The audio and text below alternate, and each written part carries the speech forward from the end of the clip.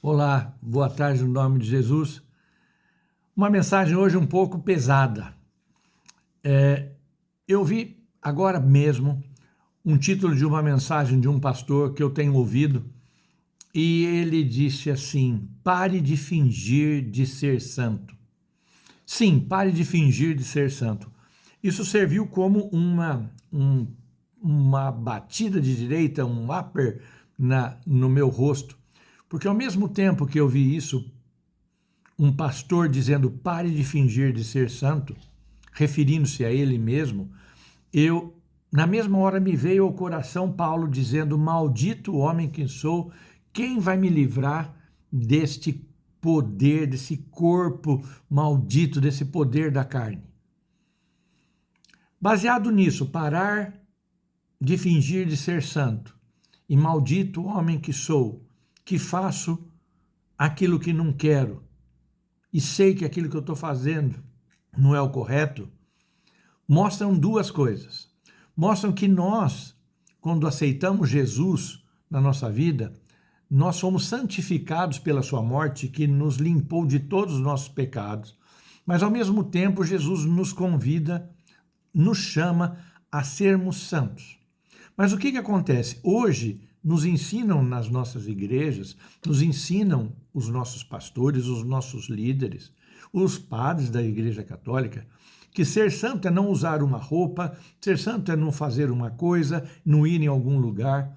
Mas o que eu ouvi hoje desse pastor, eu escrevi essa frase nos meus apontamentos, que santidade não significa o lugar onde você está, aquilo que você usa ou aquilo que você, no local onde você está convivendo. Santidade é um caminho que você decidiu seguir e, ao seguir esse caminho, independente onde você esteja, o que você faz ou o que você pensa, você decidiu no seu coração ser santo como Jesus era.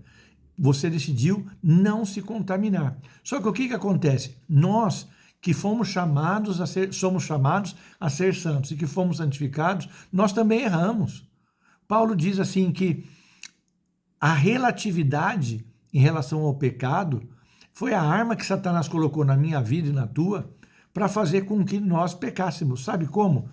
Eu vou te mostrar como o Espírito Santo me deixou muito claro hoje. O fato de nós acharmos que se nós pecarmos, e é bíblico, que Deus vai nos livrar do pecado, faz com que nós relativemos o pecado. E quando nós pecamos, quando cometemos um erro naquilo que nós fazemos, naquilo que nós pensamos, nas nossas atitudes, nós sabemos que Jesus vai nos perdoar, nós dizemos assim: Jesus me entende, Jesus sabe o que passa no meu coração. Muitas vezes nós fazemos o que não é certo e sabemos que estamos fazendo aquilo que não é certo, porque nós temos a mente cauterizada pelo pecado. E você só vai conseguir, eu só vou conseguir me livrar dessa mente quando eu consigo entender que Jesus me santificou e me chamou para ser santo. Mas o meu corpo, a minha carne, me leva a relativizar o meu erro. Ela diz assim: fica tranquilo, Jesus está com você, esteja à vontade. Pode fazer o que você quiser, mas não se deixe dominar por nada. Nem tudo lhe convém. Cuidado, mas você pode fazer o que quiser. Essa relatividade do pecado faz com que nós, cada vez mais, fiquemos de uma forma relativizando o pecado e esquecendo, porque não nos dói pecar. Não nos dói pecar. É por isso que esse pastor falou: pare de fingir de ser santo. Porque tem gente que vai na igreja, vai no púlpito, vai assistir um culto, vai à missa, e está cheio de pecado, como eu e você estamos, e acha que estar ali naquele lugar te faz santo.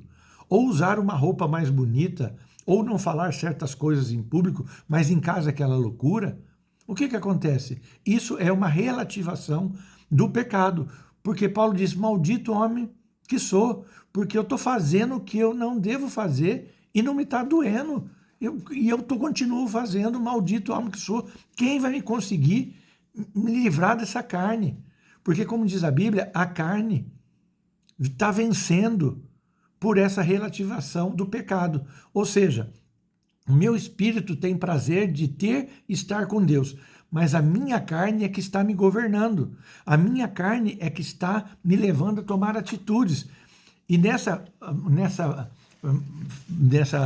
predicação que esse colega fez, ele fez a pergunta: quanto Jesus está governando a sua vida e quanto a tua carne está te governando? Paulo, quando teve essa revelação, falou: maldito homem que sou. Quem vai me livrar disso? Então, eu fui buscar no Senhor algumas coisas que poderiam nos livrar dessa relativação do pecado. E a primeira coisa que eu encontro é muito sério. Chama-se confessar. Confessar, confissão dos pecados. Nós que vivemos na igreja protestante, diferente da igreja católica, deixamos de confessar há muito tempo. É muito mais fácil nós não nos confessarmos e nos dirigirmos direto a Deus em oração, muito bonito, mas quando você confessa, se você não confessar o teu pecado, sabe o que vai acontecer? O pecado vai te matando, o pecado vai te destruindo. O pecado, quem não confessa o pecado nunca prospera. É por isso que tem muita gente que frequenta a igreja, muita gente que está em igreja e que você vê que não está prosperando porque está fingindo uma santidade. Por isso, paramos eu e você, de fingirmos que somos santos, que estamos andando de mão dada com Jesus, que frequentamos igrejas, vamos a culto, damos dízimos. Isso é uma hipocrisia do inferno, porque o mais importante é que nós confessemos o nosso pecado, mas vamos ser livres do pecado, mas nós temos que abandonar a nossa prática pecaminosa. Paulo diz: quem vai me livrar disso? Eu e você temos que lutar contra esse pecado. Mas o que acontece? Normalmente nós falamos: eu já orei, o Senhor já me perdoou. Então voltamos a relativizar o pecado e dizemos assim: com certeza eu não tenho pecado. Eu começo a me justificar a mim mesmo. Eu não tenho pecado. E a Bíblia diz: aquele que fala que não tem pecado já está se enganando. Então nós devemos parar de fingir que não tropeçamos, parar de fingir que não erramos, parar de fingir que somos santos, maravilhosos, levantamos a mão, fechamos o olhinho, que coisa muito bonito, tudo lindo.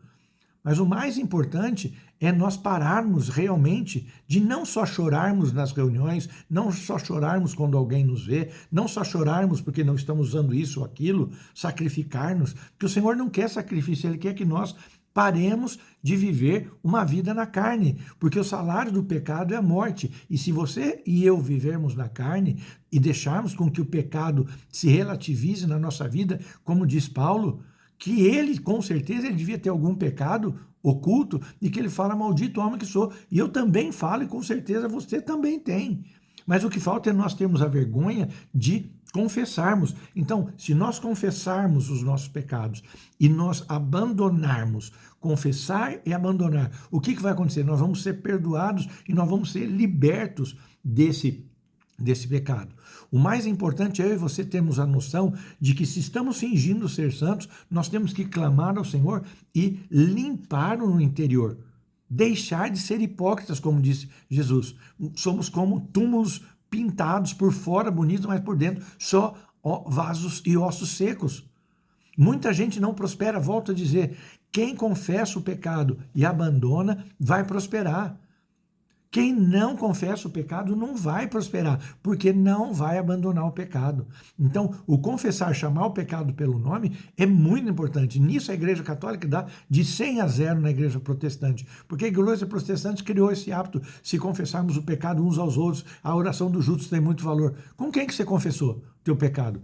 Quando foi a última vez que você falou: eu estava errando, fiz isso? Eu também não tenho com quem me confessar. É muito fácil conversar eu e Deus. Porque que eu falo com Deus, eu falo: ele me entende. Aí o demônio fala: não, ele está tranquilo, continua onde você está. Então, eu e você temos que abandonar a prática do pecado.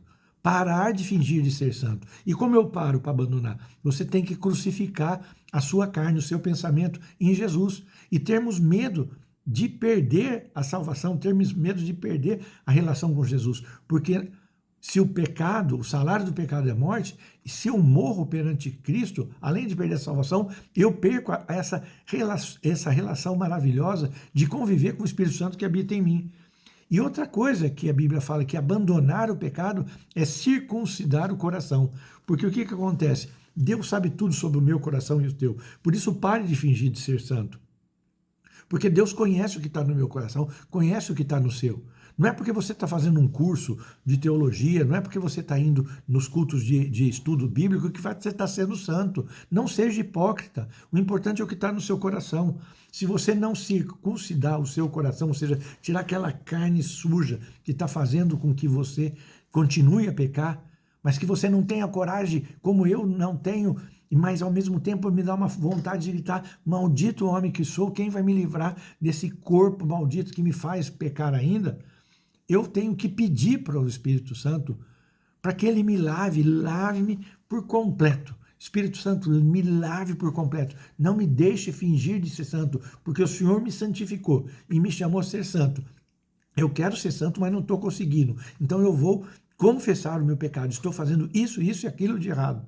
E vou deixar esse pecado, eu vou abandonar, vou circuncidar a minha carne, o meu coração, vou crucificar a minha carne, mas lava-me por completo. Limpa-me por completo, Jesus. Não me deixe fingir de ser santo. E quando eu confesso, o que acontece? Eu estou reconhecendo. Confessar é reconhecer um erro constante. É aquilo que você tem feito uma, duas, três, tem repetido, e você está cobrindo o seu coração com aquele paninho onde ninguém te vê. É aquilo que você faz em oculto, é aquilo que você opera embaixo dos panos. O Senhor está falando para você: pare de fingir de ser santo. Confesse os teus pecados, que aquele que confessar e abandonar será perdoado e vai prosperar. Então, eu sei, e você sabe que agindo assim estamos agindo muito mal. Não se deixe agir dessa maneira. Não faça como Paulo. Livre-se desse maldito corpo. E entenda que, como dizia Paulo, de todos os pecadores, deste eu sou o primeiro. Você tem que colocar: eu sei que eu estou errado, eu sei que eu tenho errado, eu sei que esse erro é constante. Me limpa, Senhor. Eu vou abandonar essa prática, eu vou crucificar a minha carne. Mas, Pai, em nome de Jesus, eu quero abandonar o pecado. Então, eu tenho certeza que se eu fizer isso, você fizer isso, todos nós fizermos isso, nós vamos achar misericórdia. O Senhor é misericordioso conosco. Os nossos pecados que já foram perdoados, e ao confessarmos o pecado que estamos cometendo diariamente, nós seremos perdoados.